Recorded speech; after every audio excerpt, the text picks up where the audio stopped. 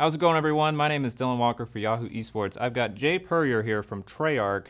Can I ask what you do at Treyarch? Sure, I'm the Director of Brand Development for Treyarch Studios. Awesome. So you have some influence over the esports program that's going on. So influence, I've been involved from the beginning and really helping start the ball rolling when it comes to esports. Obviously, the team has, and all the teams for Call of Duty over the last few years, have really gotten behind esports in a wonderful way, where we've introduced CodCaster, we've introduced some other features that we have for esports that really allows, from a spectator perspective, being able to watch Call of Duty, because it's a pretty fast-paced game. So, they've developed tools that actually allow players, whether you're very familiar with Call of Duty, how it works, versus somebody who's new to it. So, it's been pretty exciting. When you say CodCaster, can you explain that to me? Sure. So what the team's done is basically created a spectator mode that allows tournament providers, when we stream, to actually show scores, loadouts, contextually what's going on, how many flags, who's alive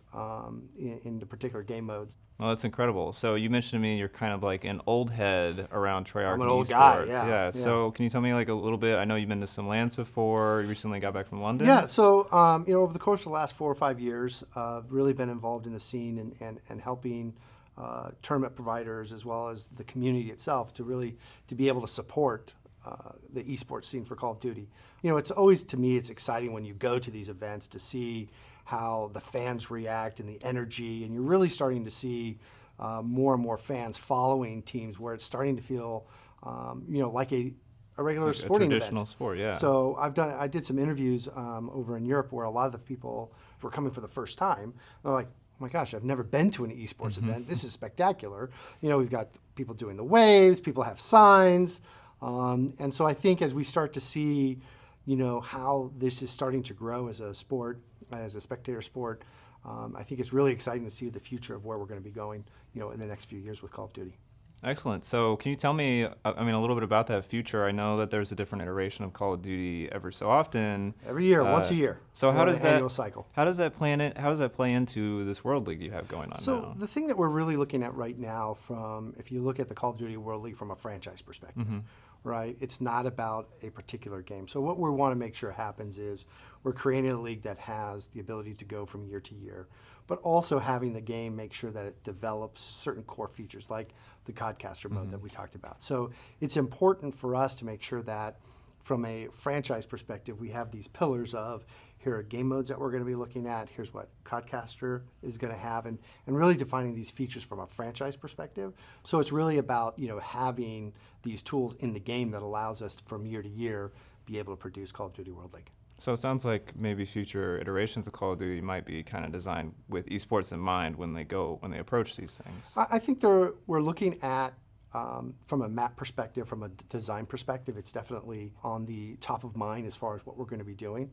But it's really about, when you look at how the esports players play the game, is a little bit different than what we call pubs. Oh, yeah. Right? And so it's really blending the two. It's really, we don't want to say it's all about pubs. We don't want to say it's all about esports.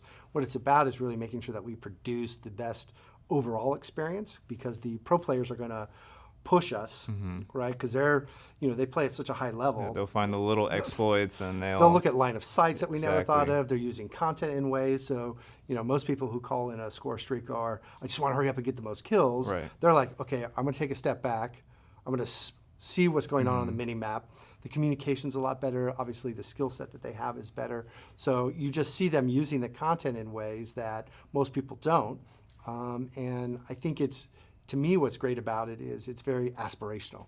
So other players can do the same thing. If you're not a pro player, you're like, oh, here's how he used that piece of content, or here's the loadout that he's using. I'm going to try how we can use that content, and maybe I can improve. So I think the pro players just really push pubs into looking at it a little bit differently. So where can people find out about the World League? This is exciting, right? This weekend, we've got the Stage 2 finals. What we've done is flown in the top finalists for Stage 2 from ANZ, from Europe, and North America. So this is really the first step into qualifying the top 12 teams that go into Call of Duty Championships in September. So it's a lot on the line, a lot of great action, and it's going to be a great weekend. Well, I'm super excited about it. I want to say thank you for talking to me. My pleasure. And for everybody else, this is Yahoo Esports.